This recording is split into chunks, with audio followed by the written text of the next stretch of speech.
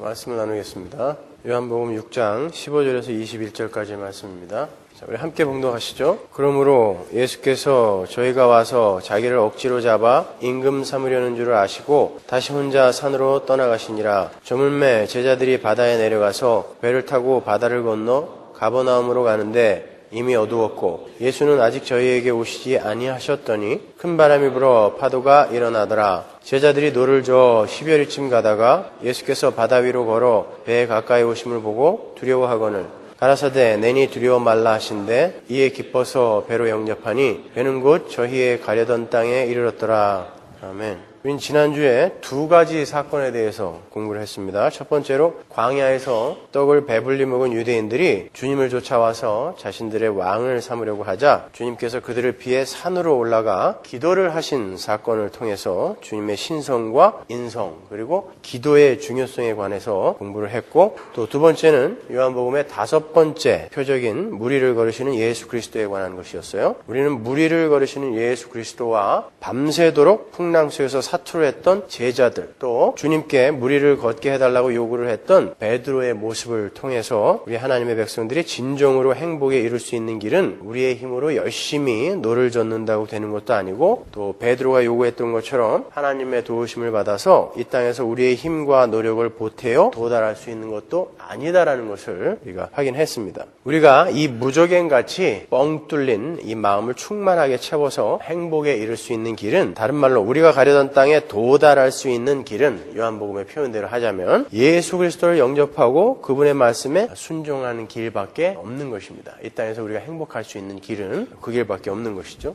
예수를 영접한 그 배의 방향키는 이제 예수 그리스도에 의해 조정이 되는 거죠. 예수님이 탄 그 배의 방향키는 예수 그리스도에 의해 조정이 되는 것입니다. 임산부가 아이를 갖게 되면 그 아이가 먹고 싶은 것을 먹게 되고 그 아이가 싫어하는 것을 토해내듯이 이제 생명이 그 안에 자리 잡게 되면 그 생명에 의해 우리가 이리저리 끌려다니게 되는 게 맞는 거예요. 그래서 우리가 예수 그리스도를 영접하고 난 후에는 반드시 예수 그리스도께서 이끄시는 대로 살아가야 하는 것이죠. 그럼에도 불구하고 현실은 많이 달라요. 그렇죠? 그럼에도 불구하고 우리는 예수 그리스도의 조명하심과 이끄심에 반항을 하여 자기 마음대로 살고 싶어서 역으로 노를 젓는 일을 우리가 참 많이 하고 있다는 것이죠. 여러분이나 저나 오늘도 얼마나 예수 그리스도가 이끄는 방향의 반대 방향으로 우리가 여러 번 노를 저으려는 시도를 했습니까, 여러분? 그래봐야 우리는 우리의 인생만 고단해진다는 것을 알면서도 우리는 자꾸 그런 짓을 반복하고 있어요. 우리는 우리의 삶의 주인이 되어서는 안 됩니다. 그건 절대 안 되는 거예요. 하나님이, 예수님이 우리의 주인이 되셔야 돼요. 우리의 인생의 방향키를 우리 주님께 내드리고 그분이 이끄시는 대로 우리는 끌려가야 행복할 수 있는 자들인 것입니다. 그래서 계시록에서는 우리 성도를 가리켜서 어린 양이 이끄시는 대로 어디든지 가는 자들이라고 이렇게 표현하는 거죠. 그때에 우리는 참으로 만족할 수 있고 참으로 기쁠 수 있고 참으로 행복할 수 있어요. 우리는 우리가 우리의 욕심을 따라서 우리의 방식대로 살아가는 것을 자유라고 그렇게 착각을 합니다. 여러분, 그것은 마귀에게 속박되어져 있는 것이지 우리가 하고 싶은 대로 살아가는 것은 결코 자유가 아니에요. 진정한 자유는 우리 주님께서 이끄시는 대로 순종하며 좇을 때에 그 속에서 맛보게 되는 거예요. 수고하고 무거운 짐진 자들아 다 내게로 오라 내가 너희를 자유케 하리라 라는 그 어구에서 자유라는 것은 죄로부터의 자유이지 우리가 하고 싶은 것을 다 할 수 있는 그런 자유가 아닙니다, 여러분. 우리 주님의 통치를 벗어나서 우리 마음대로 사는 것, 그것은 죄에 속박된 자들의 모습인 것입니다. 진정한 자유, 진정한 행복은 하나님의 통치에 순복하여 죄로부터 벗어나는 길밖에 없어요. 그게 진짜 자유인 것입니다. 그리고 그것은 우리 주님만이 해결해 줄 수 있는 것이죠. 우리가 정말 어떻게 우리 주님을 폭풍 속에서 표류하던 우리 인생의 배에 영접하게 되어서 우리가 가려던 땅에 도달하게 되었는지를 우리가 확실하게 알고 있다면, 다른 말로 어떻게 우리가 구원을 받게 되었는지를 우리가 올바로 인식하고 있다면 우리는 당연히 주님의 뜻을 따라서 하나님께 순종하는 자리로 자연스럽게 옮겨져 가야 돼요. 그럼에도 불구하고 우리가 여전히 우리 인생의 방향키를 우리 손으로 움켜쥐고 있을 때가 많은 것은 우리가 그 주님의 은혜를 자주 잊고 살고 있다는 증거이며 혹은 복음에 대한 이해가 잘못되어져 있다는 증거이기도 한 거예요. 그래서 우리는 열심히 모여서 반복하고 또 반복해서 계속 그 복음을 공부하는 것입니다. 확인하는 거예요. 여러분 제 설교를 들어봐서 아시겠지만 거의 주제는 한 가지예요. 그죠? 결론은 하나예요. 방향을 조금 다른 곳에서 접근할 뿐이지 결론은 단 하나예요. 왜냐하면 성경 전체의 주제가 단 하나밖에 없거든요. 예수 그리스도와 십자가, 구원. 그밖에 없기 때문에 결론은 하나예요. 근데도 왜 매일 반복을 하느냐? 새벽 기도 때도 반복하고 수요 성경 공부 때 반복하고 주일 때 반복하고 우리가 자꾸 잊기 때문에 그런 것이죠. 자꾸 우리의 삶의 방향키를 우리가 잡으려고 하니까 여러분 아닙니다. 우리는 이렇게 구원받은 것입니다. 그러니까 우리 주님께 감사하는 마음으로 그 은혜에 감사하는 마음으로 우리 주님이 원하시는 삶을 삽시다. 로 가는 거예요. 그래서 계속 반복하는 그 과정 속에서 우리가 조금씩 우리의 삶의 운전대를 주님께 내드리게 되는 것이죠. 오늘도 우리가 어떻게 해서 무리를 걷는 자가 되어서 가려던 땅에 도달하게 되었는지에 관해서 간단하게 살펴보고 왜 주님을 영접한 우리의 삶 속에 여전히 풍랑이 일고 있는지, 순종하겠다고 열심히 분투하고 있는 제자들의 배가 풍랑에 표류한 것처럼 열심히 순종하겠노라고 결심하고 그렇게 살고자 하는 우리의 삶에 왜 오히려 때때로 풍랑이 일어나는지, 그리고 우리는 어떻게 그 풍랑을 견디어낼 수 있는지에 관해서 공부를 하도록 하겠습니다. 자, 다시 한번 오늘 본문에 풍랑이 이는 그 바다를 그림으로 그려보세요. 요한복음의 그림을, 그 장면을 그림으로 그려보세요. 저녁 무렵에 배를 타고 떠난 제자들이 풍랑 속에서 새벽 3시가 넘도록 사투를 벌이고 있어요. 열심히 노를 젓고 있습니다. 그런데 주님께서 바다 위로 걸어오셨고 제자들은 그렇게 무리를 걸어오시는 주님을 보고 몹시 놀랐다 그러죠. 그리고 그들은 얼른 주님을 자신들의 배로 영접을 했고 그러자 배가 즉시 가려던 땅에 도달을 했다라고 그래요. 안타까운 것은요, 우리는 이러한 그림을 통해서 주님을 영접하기만 하면 우리가 금방 세상의 풍랑 속에서 벗어날 수 있다는 것에만 초점을 두고 바라본다라는 거예요. 어떻게 해서 그 풍랑이 있는 바닷속에 빠지지 않고 그 풍랑이 있는 바다를 밟고 서게 되는지에 관해서는 사실 별로 관심이 없는 것 같아요. 어떻게 해서든지 우리는 성경에 있는 그 이야기들을 이용해서 내 삶에 유익을 얻으려고 하지, 주님께서 내 삶에 얼마나 큰 선물을 어떠한 방법으로 주었는지에 대해서는 사실 별로 관심이 없다라는 것이죠. 그래서 우리에게 감사가 없는 거고, 감사가 없는 삶에서 여전히 불순종이 쏟아져 나오게 되는 것이죠. 다시 한번 여러분에게 여쭤보겠습니다. 주님은 어떠한 방법으로 우리를 그 저주와 풍랑의 바다 위로 끌어올려서 방주처럼 바다 위를 걷게 하셨죠?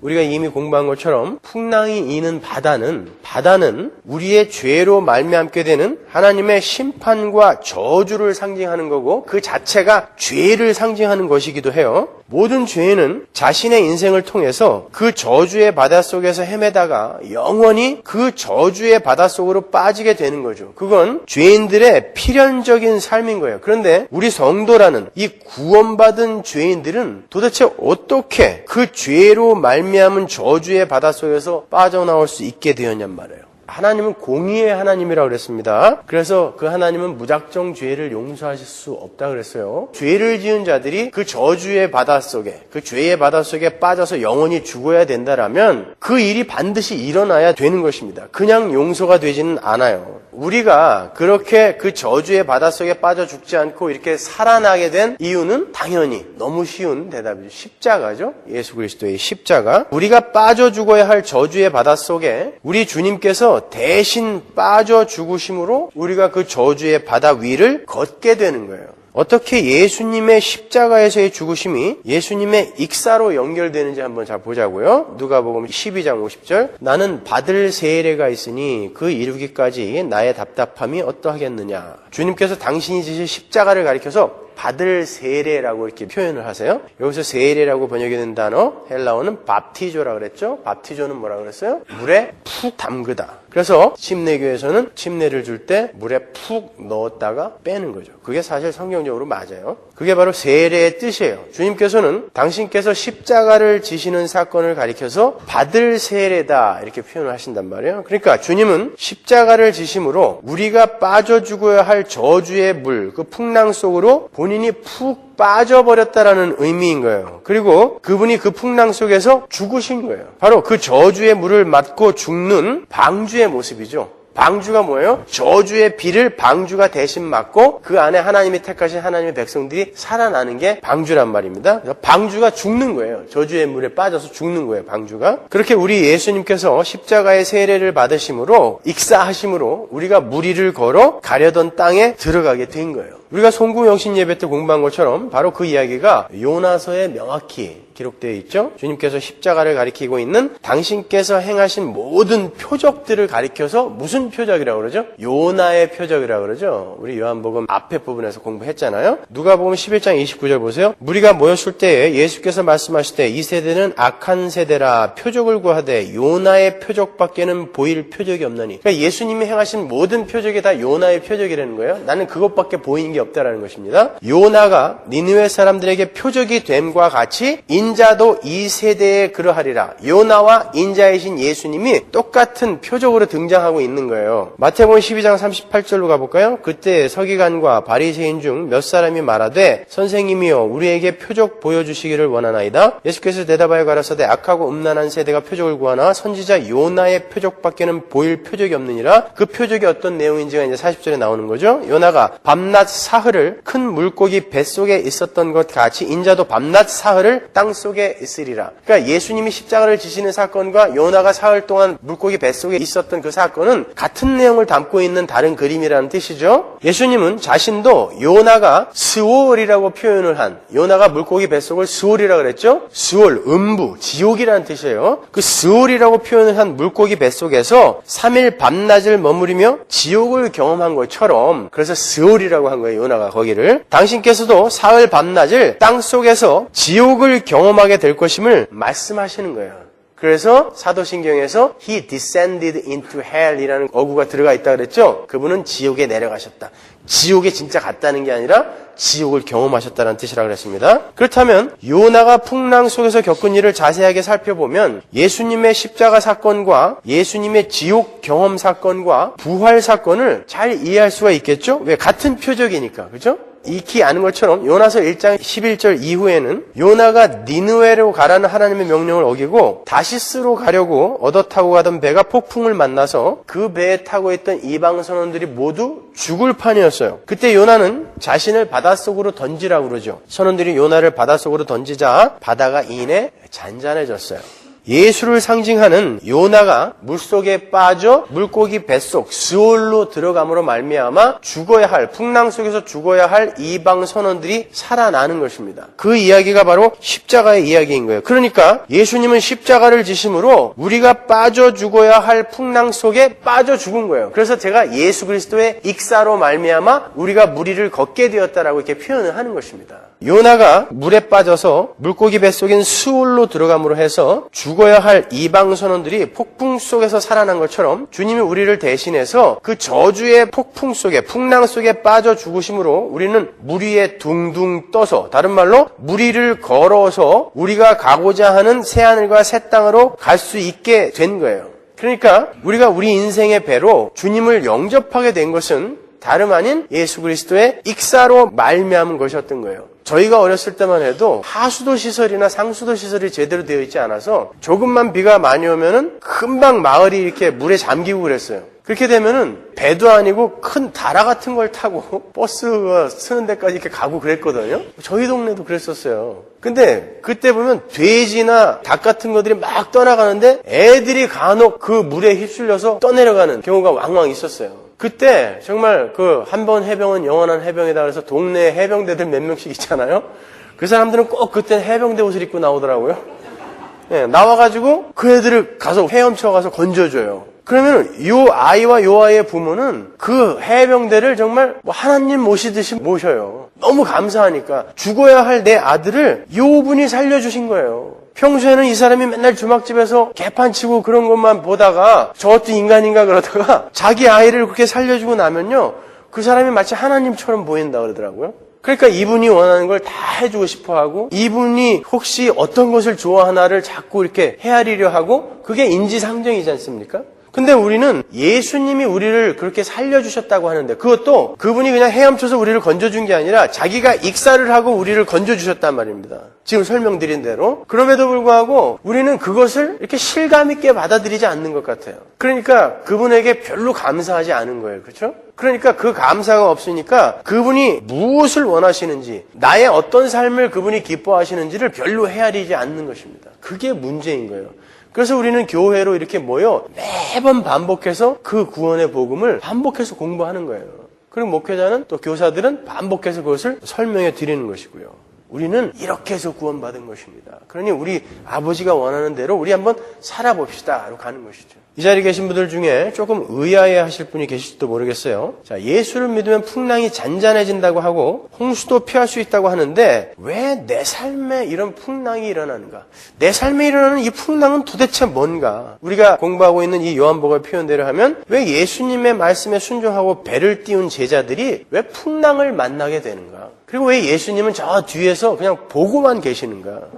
이런 질문이 들지 않으세요? 좋은 질문인 거예요, 여러분. 그거는요. 물론 궁극적으로 우리 성도들에게서 그 풍랑은 모두 사라져버릴 거예요. 거기 어디죠? 다시 바다도 있지 않은, 바다가 없으니 뭐 풍랑이 있을 리 없죠? 하늘나라, 새하늘과 새 땅인 것입니다. 예, 궁극적으로 우리는 그 풍랑이 없는 곳에 도달하게 될 거예요. 그러나 우리는 지금 이 시간에는 여전히 이 세상에 발을 딛고 있다고요. 이 세상, 죄로 득식을 하는 이 세상은 세상 자체가 풍랑인 거예요. 자, 이 풍랑 속에 우리는 발을 딛고 있어요. 풍랑이 있는 이 세상. 우리는 이 풍랑이 있는 세상에서 풍랑이 사라진 하늘을 살아야 하는 자들인 거예요. 기독교는 시간적 이원론으로 다 설명을 할 수 없지만 이해하기 쉽게 시간적 이원론으로 설명을 할 수 있다고 그랬어요. 이 세대와 오는 세대, 시간적 이원론인데 오는 세대가 이 세대를 지금 뚫고 들어와 버린 거잖아요. 그렇죠? 이 풍랑이 있는 바다 속에 풍랑이 다시는 바다도 있지 않은 그 하나님 나라가 뚫고 들어와 버린 것입니다. 그래서 그 나라를 사는 이들이 생겼어요. 그러면 이 풍랑이 있는 가시적인 이 세상 속에서 그 풍랑이 없는 바다도 다시 있지 않은 그 하늘나라가 들어와 있다는 것을 증명하기 위해서는 뭐가 필요할까요? 그 풍랑이 있는 바다 속에서 풍랑이 없는 나라를 사는 것처럼 사는 누군가가 있어야 되는 것입니다. 그래야 그 나라가 진짜 이 나라를 뚫고 들어왔다, 이 세대를 뚫고 들어왔다라는 게 증명이 되잖아요. 그러니까 보이는 풍랑 속에서 보이지 않는 그 바다도 있지 않은 그 하늘나라를 사는 그것을 바로 믿음이라고 한단 말입니다. 그래서 성도들에게 믿음이 요구되는 거예요. 그 나라가 아직 우리 눈에 가시적으로 닥치진 않았지만 우리는 이 땅에서 모든 풍랑이 사라진 하나님 나라의 백성처럼 소망으로 그 풍랑을 이겨내며 살아야 하는 거예요. 그래서 여러분의 삶 속에 풍랑이 있는 거예요. 하나님은 그 풍랑이 있는 여러분의 인생 속에서 그 풍랑과 전혀 상관없는 그 문제를 바라보지 않는 자들로 한번 살아보라고 우리에게 풍랑을 주시는 것입니다. 그러니까 여러분이 예수를 믿으면 여러분의 삶 속에 풍랑이 없어지는 게 아니라 풍랑이 더 일어나게 되는 거예요. 왜? 믿음을 발휘해야 되기 때문에. 근데 우리가 기독교를 오해하는 건 뭐냐면 우리가 예수를 믿게 되면 우리의 삶 속에 일어나는 이 풍랑이 다 잔잔해지고 없어질 거라고 생각한단 말입니다. 그러면 여러분은 바로 그때 천국 가셔야 되는 거예요. 여러분이 이 세상에 살아있는 한, 여러분은 풍랑이 있는 이 세상 속에서 믿음을 발휘하여 그 풍랑이 없는 세상이 있다라는 걸 증명해내야 되는 분들인 거예요. 그게 내 증인이 되라라는 그 증인의 의미인 것입니다. 그러니까 우리가 이렇게 힘든 거예요. 열심히 노를 줬는데도 이 배가 가지도 않고 말이죠. 예수님은 어디 있는지 오지도 않고 계속 적고 있는 거죠. 보여주는 것입니다, 우리는. 여러분은 여러분의 삶 속에서 일어나는 풍랑 속에서 거기 빠져 허우적거리는 게 아니라 그 풍랑 속에서 잔잔하게 무리를 걸으셔야 되는 거예요. 그것을 보여주셔야 되는 것입니다. 여러분은 풍랑을 바라보는 것이 아니라 풍랑에서 눈을 들어 풍랑 저편에 다시는 바다도 있지 않은 평화와 안식의 땅을 바라보며 풍랑을 이기며 사는 거예요. 근데 그 소망이 없는 자들은 이 풍랑만을 바라볼 수밖에 없고 왜? 소망이 없으니까. 그래서 이 풍랑에 빠져 죽게 되는 것입니다. 그냥. 거기서 호적되다가. 그런데 예수를 믿는다고 하는 우리가 똑같이 그 풍랑에 호적되고 있으면은 그건 안 된다는 거예요. 그래서 얼른 거기에서 일어나라는 것이죠. 하나님은 바로 그걸 보고 싶은 거예요. 내 아들이, 내 딸이 정말 믿음이 있는 자인지, 하나님께서 허락하신 풍랑 속에서 정말 그 풍랑을 밟고 일어서는지. 왜? 우리는 예수 안에서 예수의 익사로 말미암아 물을 밟고 일어선 자라는 믿음이 있잖아요, 지금. 그걸 이해했지 않습니까? 그죠? 장시간에 걸쳐서 제가 설명해 드렸잖아요. 그러니까 나는 그런 존재라는 믿음이 있다면 거기서 일어서야 되는 거예요. 여러분, 그 믿음이라는 것은요, 하나님께서 주시는 것이에요. 하나님이 근데 주지도 않았는데 얼토당토한 인간들이 나는 믿습니다라고 지금 이 세상에 많이 난무하고 있다고요. 예배당 안에도 그런 사람들이 참 많아요. 하나님이 믿음을 주시지도 않았어요. 그리고 믿음도 없는데 나는 믿습니다 하고 다니는 이들이 많다는 것입니다. 그때에 하나님이 풍랑을 한번 던져보는 거예요. 그 풍랑을 던졌을 때에 그 풍랑 속에서 그 풍랑을 밟고 일어서는 자가 믿음이 있는 자고, 그 풍랑에 빠져서 허우적거리면서 왜 당신이 나한테 이렇게 대우를 하냐고 하나님께 삿대질을 하는 자들이 바로 하나님이 솎아내려고 하는 가라지들인 것입니다, 여러분. 그러니까 성도의 삶에 풍랑이 없으면 그게 잘못된 거예요. 하나님은 계속 확인하고 싶으신 거예요. 내 새끼가 누군가. 그러니까 그때에 여러분이 스스로 확인해 보시라니까요. 나는 하나님의 자녀가 맞는가? 나에게 정말 하나님이 주신 그 믿음이 있는가? 내가 물을 밟고 일어섰다라는, 예수의 익사로 말미암아 무리를 지금 딛고 서 있다라는 그러한 믿음이 나에게 지금 있는가를 우리 스스로도 확인해 봐야 되는 것입니다. 거기서 넘어져 버리면 안 되는 거예요. 히브리서 11장 1절에 보면 믿음은 바라는 것들의 실상이요 보지 못하는 것들의 증거라고 그랬죠. 3절에 보면 보이는 것은 나타난 것으로 말미암아 된 것이 아니라고 그랬어요. 그러니까 믿음이라는 건 보이지 않는 것을 실체로 받아들이는 게 믿음이잖아요. 그리고 로마서 1장 17절에 보면 오직 의인은 믿음으로 말미암아 산다 그랬어요. 의인은 믿음으로 말미암아 살고, 하나님이 주신 믿음으로 말미암아 살아나고 이 세상을 믿음으로 살아가게 되는 거예요. 그러니까 믿음으로 말미암아 우리가 구원을 받는다는 것뿐만이 아니라 우리는 믿음으로 우리의 인생을 살아가야 되는 거예요. 그 말은 종합해 보면 우리는 보이지 않는 것을 보는 것처럼 실체로 받아들이는 그러한 삶을 살아야 된다는 것입니다. 그러니까 여러분의 인생에 풍랑이 자꾸 여러분의 소원으로, 여러분의 그 간구로 없어져 버리면 여러분은 자꾸 눈에 보이는 것으로 살게 되는 거 아닙니까? 근데 여러분의 삶 속에 풍랑이, 여러분이 간구하는데도 계속 풍랑이 있어요. 그럼에도 불구하고 여러분들이 그 풍랑 속에서 풍랑 위를 밟고 일어서서 그 문제를 이겨내버리면 문제가 없어지는 게 아니라 그 문제를 밟고 일어나서 내가 이 문제 때문에 허우적거리지 않을 수 있는 그 상태가 여러분이 믿음을 발휘하는 상태란 말입니다. 그래서 때때로 여러분의 기도의 응답을 많이 안 들어주시는 것입니다, 여러분. 여러분이 기도하는 것이 기도하는 족족 다 들어지면 여러분은 믿음을 발휘할 수 있는 기회를 자꾸 잃게 되는 거예요. 그리고 우리가 기도하는 내용들을 한번 가슴에 손을 얹고 생각해 보자고요. 정말 우리가 하나님의 뜻에 맞게 기도하고 있는 게 얼마나 될까요? 우리의 욕심을 따라 구하는 것이 참 많지 않습니까? 하나님이 그러한 것들은 때때로 안 들어주시고 기각시켜버려요. 하나님께 올라오는 기도들을 그냥 기각시켜버린다고요. 그때에 그럼 내 삶은 여전히 풍랑 속에 허우적거리게 되는데, 그때에 그 문제로 말미암아 내가 좌절하거나 내가 그냥 자폭하지 않고 그 문제를 밟고 일어서는 믿음을 우리가 발휘하면서 가는 거예요. 그리고 결국에는 천국 앞에 가서 하나님이 내가 너를 왜 여기다가 들여보내줘야 되지? 그랬을 때에 나의 믿음을 보여드려야 되는 것입니다. 그러니까 믿음이 없이는 하나님은 못 보는 거예요. 근데 여러분이 이 땅에서 하나님 은이빨을 금이빨로 바꿔주세요 그랬더니 척 바뀌었어. 이왕이면 다이아몬드로 바꿔주세요 그랬더니 척 바뀌었어. 그렇게 계속해서 보고 가면 하나님 앞에 뭘 갖다 내놓으실 거예요? 믿음을 내놔야 되는데 계속 내 인생에서는 계속 뭔가가 보였어요. 그래서 그걸 징검다리 삼아 갔다고 거기까지.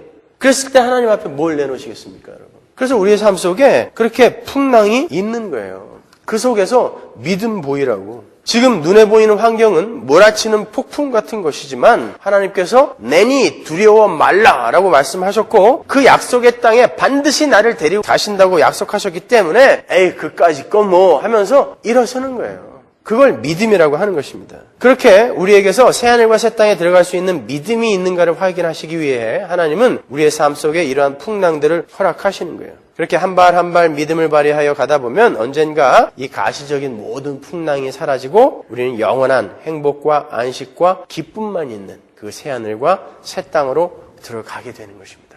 그날을 기다리는 거예요. 그 새하늘과 새 땅에는 이제 저주의 바다, 심판의 폭풍이 없어요. 그게 예수 믿는 여러분들의 실존인 거예요. 그러니까 이 땅에서 신기루처럼 여러분을 갖다가 무너뜨리려고 삼키려고 하는 그러한 풍랑 속에서 여러분은 이기셔야 되는 거예요. 벌떡 일어나셔야 되는 거예요. 그건 신기루 같은 거예요. 마치 파도 같은 거예요. 파도는 형체를 갖추고 우리에게 쳐오지만 그 파도가 영원히 그 형체로 있지 않잖아요. 이내 사라져버리죠. 그런 거예요, 여러분. 풍랑이라는 건 없는 거예요, 사실은. 이것도 괜히 또 제가 범신론적으로 설명한다고 생각하시면 안 돼요. 불교인이나 힌두교인들이 생각하는 좀 그런 것이 아니라 없기는 왜 없어요? 있긴 있는데 우리에게는 그 풍랑이 세상 사람들이 느끼는 것처럼 그냥 막 108번뇌 고해 이런 것처럼 보여지면 안 된다는 거예요. 그거는 우리를 갖다가 절망시키고 자폭시키고 할 수 있는 그런 것이 아니라 하나님께서 우리의 믿음을 발휘하게 하고 그것으로는 절대 세상이 우리를 어떻게 할 수가 없어요. 그걸 갖고 우리는 하나님 앞에 믿음을 발휘하고 믿음을 보여주는 그러한 수단으로 우리에게 주시는 것이다라는 그런 의미에서 그건 아무것도 아니다라고 말씀드리는 것입니다. 힘들죠. 왜 안 힘들어요? 힘들지만 그거는 사실 우리의 영원한 생명을 어찌할 수 없는 것이니까 그런 풍랑 앞에서 절대 자폭하지 말라는 것입니다, 여러분. 제가 새벽 기도 때도 잠깐 말씀드렸지만 제가 그 대학 때 몸담았던 그 샌드페블즈라는 그룹의 선배 중에 김창훈 선배 나 어떻게라는 곡을 쓰신 분이에요. 옛날에 한울림이라는 그룹을 만들어서 베이스도 치시고 했던 그 김창훈 선배님 동생 그 김창익 선배가 어저께 갑자기 캐나다에서 그 압사를 하셨어요.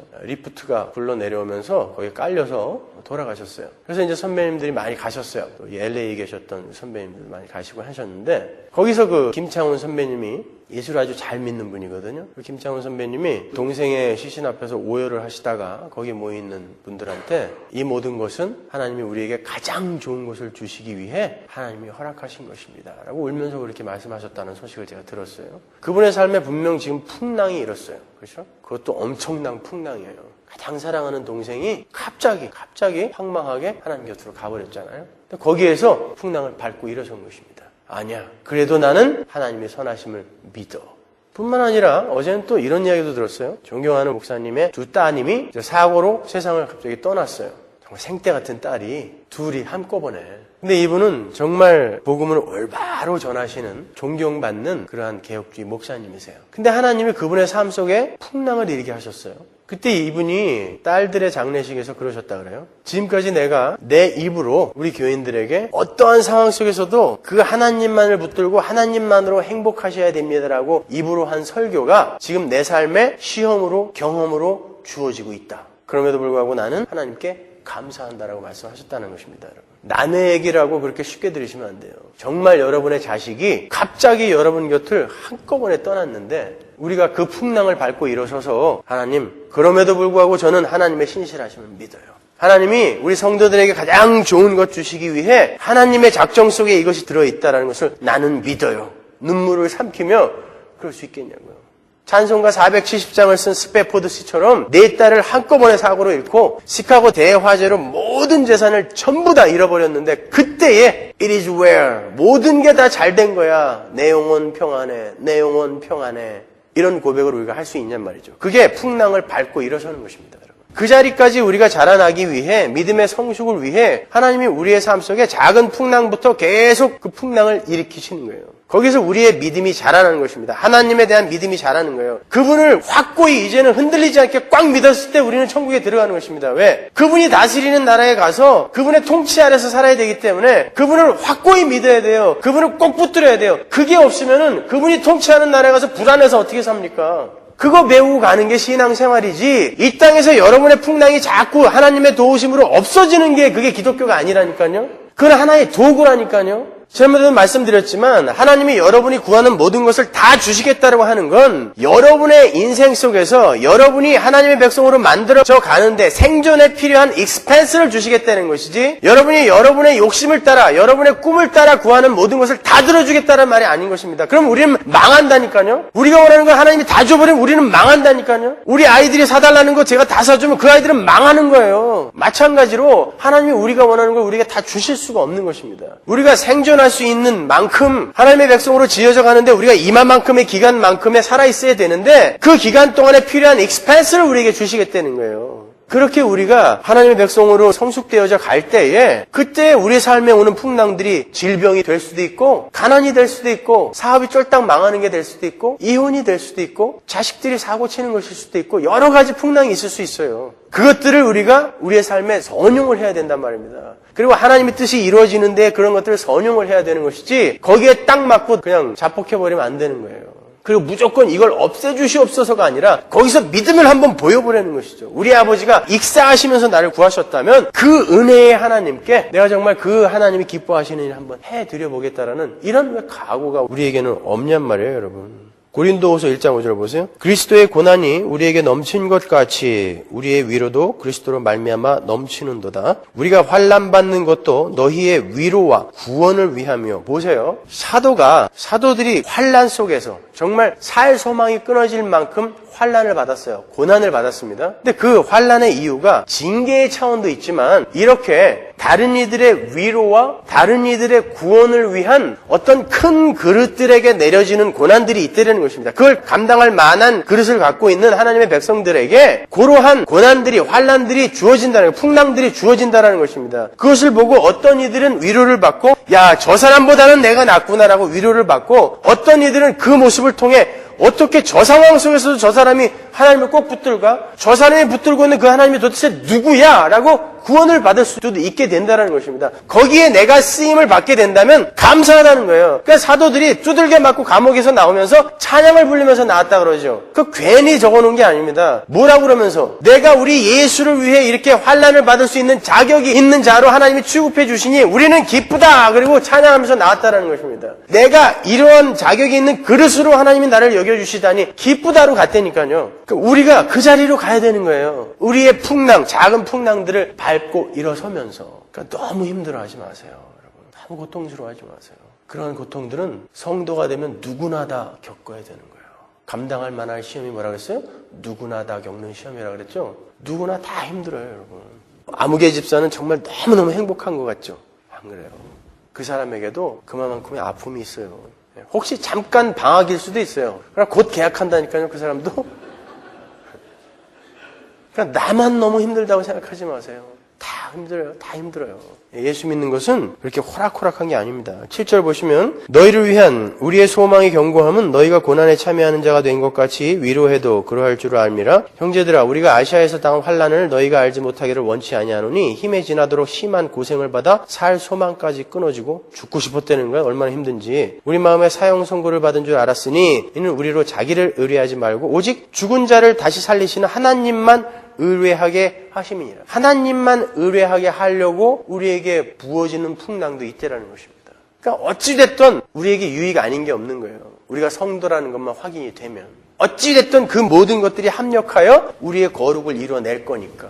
그러니까 그 속에서 너무 절망하고 자포자기하고 그러시면 안 되는 것입니다, 여러분. 그렇게 한 발 한 발 그 풍랑을 딛고 일어서는 그 훈련을 하는 분들은 곧 풍랑의 바다가 다시는 있지 않는 영원한 평화의 나라로 이제 곧 들어가시게 될 거예요. 그러나 그렇게 눈에 보이지 않는 것을 실체로 받아들일 수 있는 믿음을 받지 못하고 어떻게 해서든지 눈에 보이는 것들을 하나님께 구하고 자기가 원하는 것들을 관철시켜서 이 땅에서의 풍랑을 없애달라고 조르는 그런 가짜 믿음을 가진 자들은 결국 다시는 헤어날 수 없는 무서운 불바다 속으로 던져지게 될 거예요. 계시록 21장 8절 보세요. 그러나 두려워하는 자들과 믿지 아니하는 자들과 흉악한 자들과 살인자들과 행음자들과 술객들과 우상 숭배자들과 모든 거짓말하는 자들은 불과 유황으로 타는 못에 참여하리니 이것이 둘째 사망이라. 이제 저주의 바다 정도가 아니라 불바다로 빠지게 되는 것입니다. 지옥으로 떨어지게 되는 거예요. 이 땅에서 그 작은 풍랑들 딛고 일어서면서 열심히 훈련하여 다시는 바다도 있지 않은 그곳으로 가시겠어요? 아니면 이 땅에서 그러한 믿음, 나는 그런 거 I don't care. 보이지도 않는 것들을 무슨 소망을 해? 이 보이는 거나 잘해줘 라고 이 보이는 것들만 추구하면서 쫓아가다가 저주의 불바다로 빠지시겠습니까? 둘 중에 하나 택하세요. 뭘 택하실래요? 여러분 인생의 풍랑은 영원한 불바다에 빠지지 않게 하시기 위한 하나님의 배려일 때가 훨씬 많아요. 그러니까 그때에 너무 하나님께 원망의 화살을 날리지 마시고 오히려 그 하나님의 뜻을 헤아리면서 감사할 수 있는 자들이 되어야 되는 것입니다. 참 힘들죠. 그 상황에서 감사하는 건 참 힘들지만 그런 사람들이 있더라니까요. 실제로 우리 교회에도 그런 사람들이 있더라니까요. 제가 요즘 이제 짬짬이 신방을 가는데 그곳에서 우리 교인들의 그런 간증을 들으면 제가 참 부끄러워요. 어떻게 저 상황 속에서 저렇게 감사하다는, 목사 앞이라 그런 말 하는 건 아닐 거예요, 분명. 근데 저 상황 속에서 어떻게 감사하다는 말이 나올까? 제가 참 자괴감을 느껴요, 그럴 때마다. 목사인 나도 안 되는데, 설교는 하지만 나도 잘 안 되는데 실제로 저렇게 살아내는 분들이 있구나. 그리고 그걸 갖다가 감사하다고 저렇게 말하는 사람들이 있구나라는 걸 보면은 정말 우리 서머나교회의 미래는 밝습니다. 교회에서도 이러한 풍랑은 여지없이 우리에게 덮쳐와요. 원수 같은 인간들이 나를 공격하기도 하고, 또 억울한 누명을 쓰기도 하고, 또 억울하게 미움을 받기도 해요. 그때 여러분은 그 풍랑을 피해 다니시면 안 돼요. 맞닥뜨려서 그 풍랑 속에서 믿음을 발휘하셔야 됩니다. 그 풍랑 속에서 하나님만 의뢰하는 믿음의 자녀로 성숙되어져 가셔야 되는 거예요. 자꾸 그거 피하다 보면 절대 성숙할 수 없어요, 여러분. 에이, 피해버리고 도망가 버리면 되지. 그러면 영원히 도망만 다니게 돼요, 그 사람은요. 그 속에 있어야 된다니까요. 그 속에. 거기에서 내가 다듬어져야 되는 거예요. 모난 부분 다듬어지고 깨져야 할 거 깨지고 하면서 말이죠. 지금 여러분의 삶을 바라보면 도저히 빠져나갈 길이 없는 것처럼 그런 상황들이 있을 거예요. 그렇죠? 도대체 비상구가 없어. 어디로 빠져나가야 돼? 하늘이 무너져도 솟아날 구멍이 있다는데 도저히 나는 솟아날 구멍이 없는 것 같아. 그런 절망 속에 빠져있는 분들이 분명히 있을 거예요. 이 중에도요. 그리고 그러한 절망을 거쳐온 분들도 있을 거고요. 그랬을 때 여러분은 나는 그리스도인이 맞구나로 가셔야 되는 거예요. 어떻게? 여러분, 이 세상에는 길이 없는 게 맞아요. 어디로 빠져나가야 될까? 길이 없어. 길이 없어요. 이 세상에는 여러분이 행복에 이를 수 있는 길이 없어요. 그리고 그것을 여러분이 경험으로 아셔야 돼요. 예수님이 왜 괜히 내가 길이라고 그랬는지 아세요? 나만 길이라 그랬어요. 내가 길이요 진리요 생명이다. 그러니까 예수 이외에 다른 길은 없다라는 거예요. 생명에 이르는 길, 행복에 이르는 길, 기쁨과 안식과 평안에 이를 수 있는 길은 예수를 통해서만이에요. 그분을 영접하고 그분께 순종하는 삶으로만 우리가 행복할 수 있거든요. 근데 세상은 우리에게 자꾸 다른 길들을 제시해 준다고요. 돈, 명예, 학식, 가정의 행복, 여러 가지 많은 길들을 우리에게 제시해 준단 말입니다. 그때 우리는 너무나 우매하여 그런 길들을 덥석덥석 잡고 그 길을 걸어가려고 한단 말입니다. 행복에 이르는 길을 이 길이라고 착각을 하고 그 길을 자꾸 잡으려고 한다고요. 그럴 때 하나님이 그 길들을 여러분에게서 자꾸 치워주셔야 되는 것입니다. 그 길 아니고 예수라는 길로 가라니까. 왜? 예수만 길이니까. 여러분, 예수만 길이라는 뜻은 제가 전에도 한번 말씀드렸지만 예수만 길이라는 것은, 그리고 나머지는 길이 없다라는 건 우리가 가는 길은 사방이 낭떠러지라는 뜻이에요. 길이 하나밖에 없으니까 그 길에서 벗어나면 낭떠러지로 떨어져야 되는 것입니다. 그래서 여러분은 자꾸 낭떠러지로 떨어지는 게 유익인 거예요. 그래야 예수라는 길로 다시 올라가서 요 길밖에 없구나라고 가게 되지, 길이 여러 갈래, 마귀들이 여러분에게 주는 여러 갈래 길이 그대로 존재하고 있으면 우리는 자꾸 그 길로 빠져서 멀리 돌아가게 된단 말입니다, 여러분. 그래서 여러분이 돌파구가 없어. 이거 어디로 가야 돼? 이건 낭떠러지네? 그때 하나님이 예수라는 길로 다시 올라오라고, 다시 제 궤도를 찾아 그 길 가라고 여러분을 낭떠러지로 미시는 것입니다. 그게 풍랑인 거예요. 그때 우리는 예수라는 길에 올라서서 믿음을 발휘하며 그 길을 가는 거예요. 아슬아슬하지만 좁은 길이지만 그 길로만 가는 것입니다. 그게 성도의 삶인 거예요, 여러분. 그 벨소리 오랜만에 들어보네요. 이왕이면 진동으로 해주세요. 성도는 이 땅에서, 풍랑이 있는 바다 같은 이 땅에서, 홍수가 무섭게 창궐하는 이 땅에서 잔잔하게 무리를 거르시는 그 예수만을 붙들어야 되는 거예요. 그분만이 무리를 걷고 있다니까요. 그래서 그분을 꼭 붙들지 않으면 우리는 풍랑 속에서 헤어날 수가 없어요. 예수라는 길, 그 예수를 붙드는 거, 또 예수를 영접하는 거, 예수 안으로 숨는 거, 예수라는 길로 가는 거, 다 똑같은 이야기인 거예요. 예수. 그 예수만 꼭 붙으시면 되는 것입니다, 여러분. 자, 이제 왜 여러분의 삶 속에 풍랑이 일어나고 있는지 아시겠죠? 예수를 꼭 붙드시라고. 여러분, 눈에 보이는 행복, 잔잔한 바다, 이런 것만 소원하시면 안 돼요. 그러다 보면 정말 정작 붙들어야 할 예수를 놓치는 수가 있는 것입니다. 누가복음 16장 15절 보세요. 예수께서 이르시되 너희는 사람 앞에서 스스로 옳다 하는 자이나 너희 마음을 하나님께서 아시나니 사람 중에 높임을 받는 그것은 하나님 앞에 미움을 받는 것이니라. 눈에 보이는 것으로 자꾸 여러분을 행복하게 만들려고 하지 마세요. 그러다 보면 여러분이 자꾸 그렇게 높아지려고 하고 자랑하고 싶어하고 이 세상 것으로 자꾸 행복해지려고 하면 하나님이 여러분 미워하신대잖아요. 이게 하나님에게 미움받아도 좋아요? 그냥 그것만 있으면 괜찮아요? 아니지 않습니까, 여러분? 하나님이 미워하시면 안 되잖아요. 그건 정말 큰일 나는 거 아닙니까? 그러므로 풍랑 속에서도 지금 믿음을 발휘하고 계신 여러분, 이렇게 그냥 살아있는 여러분, 그 풍랑 속에서 목매달지 않고 살아있는 것만 해도 정말 잘하고 있는 거예요. 살아계신 여러분 잘 가고 계신 거예요. 절대 자폭하시면 안 됩니다. 힘내셔야 돼요. 여러분의 목적, 여러분의 계획, 여러분의 뜻을 하나님 앞에 관철시키려 하지 마세요. 그럼 계속 고단해요. 계속 피곤해요. 왜? 하나님이 안 들어줄 거거든요, 그거. 그 풍랑 속에서 믿음을 발휘하세요.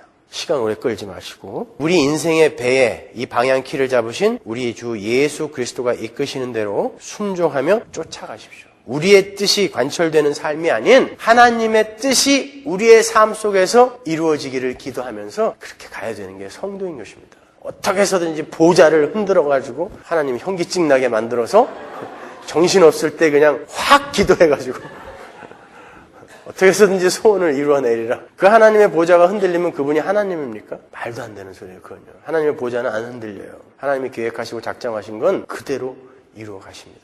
그러니까 하나님의 뜻이 내 삶 속에서 이루어지게 하옵소서라고 열심히 기도하십시오. 마지막으로 정말 주님은 우리 인생의 풍랑 속에서 우리를 지키고 계신가를 성경을 통해서 확인하고 마치겠습니다. 우리가 지난주에 찾아서 확인한 것처럼 제자들은 분명 주님의 말씀에 순종하여 가다가 풍랑을 만난 거예요. 불순종하여 도망가다 풍랑 만난 게 아니라 순종하여 갔는데 풍랑이 왔어요. 그러니까 하나님이 의도적으로 풍랑을 주신 거예요. 마가복음 6장 45절 다시 한번 보죠. 예수께서 즉시 제자들을 재촉하사 자기가 무리를 보내는 동안에 배 타고 앞서 건너편 벳세다로 가게 하시고, 여기서 앞서라는 단어가 아주 중요한 거예요. 주님께서 제자들에게 앞서 가게 하셨다라고 나와 있어요. 조금 이상해요, 여러분. 구약 성경에 보면 원래 하나님은 백성들 앞서 행하시며 본인이 앞서 행하시며 그들을 위해 싸우시는 분으로 묘사가 되어 있어요. 그런데 여기서는 주님께서 뒤로 가시고 백성들을 앞서게 하신다는 거예요. 그리고 주님은 그들의 행보를 뒤에서 가만히 지켜보고 계셨어요. 그렇죠? 그들을 앞서가게 하시고 뒤에서 지켜보고 계셨어요. 잘 생각해 보세요. 우리가 이 요한복음을 창세기의 창조 사건과 출애굽기의 출애굽 사건과 비교하여 대조하며 풀어가고 있어요. 그래서 오병이어의 기적도 광야의 만나 사건으로 풀어서 우리가 해석을 해봤고, 이 무리를 걷는 사건도 요단 동쪽에서 요단 서쪽, 광야에서 가나안으로 들어가는 홍해를 건너는 사건으로 비교하여 우리가 이해를 했잖아요. 그죠? 그렇게 공부를 했잖아요. 그렇다면 출애굽 때의 그 홍해 도하 사건으로 돌아가서 이 그림을 한번, 지금 우리가 읽었던 요 그림을 하나님이 뒤로 가시고 백성들을 앞서 보내신 요 그림을 한번 찾아보잔 말이에요. 있을 거 아니에요. 이게 그거라면, 성경이 분명 요걸 짝으로 해서 지금 가는 거라면 그 그림이 있을 거란 말입니다. 출애굽기 14장 14절 보세요. 여호와께서 너희를 위하여 싸우시리니 너희는 가만히 있을지니라. 여호와께서 모세에게 이르시되 너는 어찌하여 내게 부르짖느뇨? 이스라엘 자손을 명하여 앞으로 나가게 하고 이스라엘 진 앞에 행하던 하나님의 사자가 옮겨 그 뒤로 행하매 구름 기둥도 앞에서 그 뒤로 옮겨 애굽 진과 이스라엘 진 사이에 이르러 서니 저편은 구름과 흑암이 있고 이편은 밤이 광명하므로 밤새도록 저편이 이편에 가까이 못하였더라. 홍해를 건너기 바로 전에 앞서 행하며 이스라엘을 이끄시던 여호와의 사자, 구름 기둥과 불 기둥이 뒤로 물러가고 이스라엘 백성들을 앞세우는 사건이 있었어요. 지금 요단 동쪽에서 요단 서쪽으로 건너가고 있는 제자들 뒤로 물러가셔서 그들을 지켜보시는 주님과 동일한 그림이 거기 등장하는 것입니다. 그런데 지금 읽은 출애굽기에 보면 하나님께서 뒤로 물러가신 이유가 나와요. 그렇죠? 오늘 본문에는 안 나오지만 여호와께서 하나님의 백성들을 좇는 자들과 싸우시기 위해 뒤로 물러가셨다라고 그러잖아요. 14절에 보면. 그렇죠? 그럼 오늘 본문으로 돌아와 보세요. 그렇다면 지금 주님은 제자들을 앞서 보내시고 뒤에서 뭐 하시는 거예요? 제자들을 위해 싸우시고 계시다는 뜻이에요. 그런데 현실은 조금 이해하기가 어려워요. 제자들은 지금 밤이 맞도록 폭풍과 사투를 벌이고 있어요. 주님이 그들을 위해 싸우고 계시는 현실이 왜 이렇게 보여지죠? 주님은 지금 분명 뒤에서 제자들을 위해 싸우고 계신데 제자들은 여전히 풍랑 속에서 사투를 벌이고 있단 말입니다. 그렇다면 지금 주님은 무엇과 싸우고 있다는 뜻일까요, 여러분? 적어도 제자들이 지금 사투를 벌이고 있는, 제자들이 당하고 있는 폭풍의 바다와 싸우고 있는 것은 아니라는 것을 알 수 있어요. 주님이 지금 싸우고 있는데 폭풍이 계속 일고 있으니까. 주님은 뭔가 다른 것과 지금 싸우고 계시다고요. 하나님은 우리의 문제와 싸우시지 않는다는 거예요, 그거는요. 하나님은 여러분의 문제와 싸우시지 않으세요. 그럼 무엇과 싸워요? 그걸 확인하기 위해서 오늘 사건 앞서 일어났던 어떤 사건으로 돌아가 봐야 돼요. 오늘 우리가 공부하고 있는 이 풍랑의 바다 이전에 제자들이 또 한 번의 풍랑이 있는 바다를 건너간 적이 있었어요. 그렇죠? 마가복음 4장 35절 보세요. 그날 저물 때에 제자들에게 이르시되 우리가 저편으로 건너가자 하시니 저희가 무리를 떠나 예수를 배에 계신 그대로 모시고 가매 다른 배들도 함께하더니 큰 광풍이 일어나며 물결이 부딪혀 배에 들어와 배에 가득하게 되었더라. 예수께서는 고물에서 베개를 베시고 주무시더니 제자들이 깨우며 가로되 선생님이여 우리의 죽게 된 것을 돌아보지 아니하시나이까 하니 예수께서 깨어 바람을 꾸짖으시며 바다더러 이르시되 잠잠하라 고요하라 하시니 바람이 그치고 아주 잔잔하여지더라. 이에 제자들에게 이르시되 어찌하여 이렇게 무서워하느냐 너희가 어찌 믿음이 없느냐 하시니 저희가 심히 두려워하여 서로 말하되 저가 뉘기에 바람과 바다로도 순종하는 거 하였더라. 잘 보시면 이때는 제자들이 풍랑이 있는 바다를 심히 두려워하며 건넜다 그러죠. 그렇죠? 무서웠다 그래요. 그래서 어찌하여 너희 무서워하느냐 어찌하여 너희가 믿음이 없느냐 이런 질책을 듣습니다. 근데 오늘 본문에 보면 이제 두 번째 풍랑 속에서의 제자들이 풍랑과 사투를 벌이면서 풍랑을 두려워했다라는 말이 없어요. 풍랑을 두려워한 게 아니라 풍랑 속에서 주님이 나타나니까 주님을 보고 두려워했다 그럽니다. 여러분 아주 중요한 거예요. 요한복음 6장 19절 보세요. 제자들이 노를 저어 11일쯤 가다가 예수께서 바다 위로 걸어 배에 가까이 오심을 보고 두려워하거늘 가라사대 내니 두려워 말라 하신대. 그 말은 제자들은 이미 풍랑 정도에는 두려움을 가지지 않을 만큼 주님에 대한 믿음이 자라 있었다는 것을 보여주는 거예요. 그러니까 주님은 폭풍이 있는 바다를 꾸짖으시는 일로 단순히 제자들에게 당신의 능력을 자랑하시거나 아니면 제자들의 문제를 해결해 준 게 아니라 제자들의 불신앙과 싸우고 계셨던 거예요. 주님은 폭풍이 있는 바다에서 폭풍과 싸우신 게 아니라 제자들의 불신앙과 제자들의 죄와 제자들의 불의함과 제자들의 미성숙함과 싸우신 거예요. 마찬가지로 홍해바다에서 하나님의 싸움의 대상은 애굽 군대가 아니었어요. 그건 애국 군대 같은 건 하나님의 싸움의 대상이 되질 않습니다. 하나님은 당신의 백성들을 인도하셔서 홍해를 건너게 하시는 그 사건을 통해서 당신의 백성들에게 당신을 계시하시고 당신의 백성들로 성숙시켜가는 거예요. 그리고 그들에게서 당신을 향한 믿음을 이렇게 무럭무럭 성숙시켜 가시는 거예요. 그러니까 홍해의 사건에서도 하나님은 애국 군대와 싸운 것이 아니라 왜 우리를 여기까지 끌어내놓고 우리를 다 죽이려고 그래 했던 그런 불신함과 미성숙함과 하나님과의 관계에 있어서의 불의함과 그들의 죄와 이런 것들과 싸우셨던 것입니다. 하나님은 그래서 결국은 광야에서도 계속 그렇게 그들의 죄와 싸우셔서 그들을 광야에서 결국 다 죽여버리고 새 사람 60만을 만들어서 새 사람으로 가나안에 넣으시는 사건인 거예요. 마찬가지로 제자들이 그러한 풍랑 사건들을 하나하나 겪으면서 하나님이 누구신지를 알고 그러므로 말미암아 그분에 대한 신뢰가 그리고 그분에 대한 신앙이 생겨나고 그러므로 말미암아 그분과의 관계가 회복이 되어져가는 이러한 그들의 불의와 그들의 불신앙과 그들의 미성숙함 이런 것과 우리 주님이 싸우신 것이란 말입니다, 여러분. 제자들이 그 폭풍 속에서 주님을 보고 두려워했다라는 건 주님이 갑자기 나타나서 이거 유령이다 이래서 무서워한 게 아니에요. 유령인가 하여 그들이 두려워했다라고 했는데 거기서 두려워했다라는 말은 후호배어란 단어는 경외하다라는 뜻입니다, 여러분. 경외하다. 어떻게 그들이 경외하게 됐죠? 오자마자 주님께서 뭐라고 했어요? 내니 두려워 말라 그랬어요. 에고 에이미. 그 말은 뭐라고 했어요? I am who I am. 내가 하나님이다 라는 뜻이에요, 그게요. 유대인들은 에고 에이미 그러면 그게 하나님의 이름이었기 때문에 모세에게 주신 하나님의 이름이었기 때문에 그분이 하나님이라는 걸 금방 알았습니다. 깜짝 놀란 것이죠. 폭풍 정도는 이제 이길 수 있는데 이 폭풍 속에서도 주님이 우리를 무관심하게 안 보고 계셨던 게 아니라 그 주님께서 이 폭풍 속에서 우리와 함께 계셨다라는 것을 보고 그리고 그것이 내니 두려워 말라. 내가 하나님이고 너희들을 구원하기 위해 허락한 이 폭풍이라는 그것이 딱 인식되자마자 하나님을 경외하게 된 것입니다. 그게 두려워한 거예요, 하나님을. 여러분, 여러분의 삶 속에 풍랑이 많이 일어나요. 그때 우리는 하나님이 진짜 나를 보고 계신 건가? 내 안에 있다며 왜 이걸 말려주지 않는 걸까? 아니면 왜 나에게 이런 걸 허락하시지? 하나님 도대체 어디 계신 거야? 동으로 봐도 없고 서로 봐도 없는 욥처럼. 그럴 때가 얼마나 많아요. 그렇죠? 그때 여러분 명심하셔야 됩니다. 바로 우리 주님이 바로 여러분 뒤에서 싸우고 계시다. 뭐와? 우리의 불신앙과 우리의 죄와 싸우고 계시는 거예요. 그때. 그래서 풍랑이 우리에게 유익이라는 것입니다. 하나님이 도대체 어디 계신 거야 하는 이런 풍랑 속에서 하나님이 우리의 죄와 막 싸우고 계시는 거예요. 그래서 그런 풍랑을 겪게 되면 사람이 이렇게 한 단계 한 단계 성숙되어져 가지 않습니까? 그렇잖아요? 아기가 많이 아프고 나면 뭔 재주가 하나씩 늘어나잖아요. 애 키워보신 분도 아시지 않습니까? 그것처럼 우리가 그런 풍랑을 겪고 일어나면 뭔가 조금이라도 성숙이 되어져 간다고요. 하나님의 백성으로. 그러니까 그때에 하나님 도대체 어디 계신 거예요? 나를 지켜보고 계신 거예요? 그러시면 안 돼요. 그럼요. 그분은 여러분 안에 계시다니까요. 그리고 여러분의 뒤에서 여러분을 지켜보시면서 여러분의 죄와 싸우고 계세요. 여러분의 미성숙함과 싸우고 계세요. 여러분의 불신앙과 싸우고 계세요. 그러한 것들을 여러분은 선용하셔서 나의 거룩의 도구로, 성숙의 도구로 쓰셔야 되는 거예요. 그래서 성도의 삶은 살만하다는 것입니다. 힘들고 어려워도 살만하다는 거예요. 하나님이 함께 계시다니까요.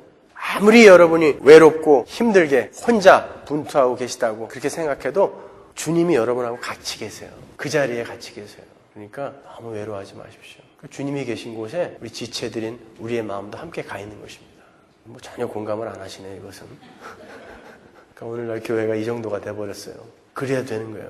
그렇게 어렵게 풍랑을 통과하고 있는 그 우리 지체들의 삶 속에 우리의 마음이 또 함께 가 있어야 되는 것입니다. 그게 한 지체지 무슨 뭐 말만 지체예요. 그러니까 여러분 삶 속에 그렇게 때로는 폭풍이 일어난다 할지라도 절대 우리 주님의 약속을 믿으시고 외로워하지 마세요. 히브리서 13장 5절 보세요. 그가 친히 말씀하시기를 내가 과연 너희를 버리지 아니하고 과연 너희를 떠나지 아니하리라 하셨느니라. 그러므로 우리가 담대히 가로되 주는 나를 돕는 자시니 내가 무서워 아니하겠노라. 사람이 내게 어찌하리요 하노라. 믿으세요? 주님이 말씀하셨대요. 내가 너희를 버리지 아니하고 너희를 떠나지 않는데요. 그러니까 안 떠나고 꼭 붙어 있는 거예요, 우리한테 주님이. 그 속에서 겪고 있는 거예요, 우리가. 우리는 이렇게 맥없이 그냥 맹하고 있는데 우리 주님이 우리의 죄를 위해 열심히 싸우고 계시다니까요. 그 자리에서 일어나셔야죠. 주님은 단 한순간도 여러분을 떠나지 않으세요. 침 삼킬 동안도 여러분에게서 눈을 떼지 않으세요. 주님의 싸움의 대상은 사탄도 아니고 마귀도 아니에요. 사탄과 마귀는 우리가 계시록에서 공부했지만 주님이 입김 한번 훅 불면 다 사라질 존재들이에요. 피조물이라니까요. 자꾸 우리가 오멘, 엑소시스트 이런 거 너무 많이 봐갖고 예수님과 그런 것들이 싸우는 대상인 줄 알고 있는데 아니라 피조물이라니까요. 훅 불면 사라질 것들이에요. 왜 놔두신다고요? 왜 우리 인생 속에 그들이 관여하게 해서 우리를 괴롭히게 만들어요? 왜 풍랑을 일게 만들어요? 우리의 유익을 위해서인 거예요. 그래서 그들이 필요한 시간이 다 지나게 되면 훅 불어서 불바다로 밀어버리시는 것입니다. 그들이 싸움의 대상이 아니에요. 우리의 죄와 싸우시는 거예요. 우리의 불신앙과 싸우시는 것입니다. 그러니까 유익하게 여러분의 고난들을 선용하십시오. 많이 힘드시겠지만 우리 모든 교회 지체들이 다 그 길을 가고 있다는 것을 잊지 마시고 일어나십시오. 여러분. 기도하겠습니다. 기도하겠습니다. 기도하겠습니다. 기도하겠습니다. 기도하겠습니다. 기도하겠습니다.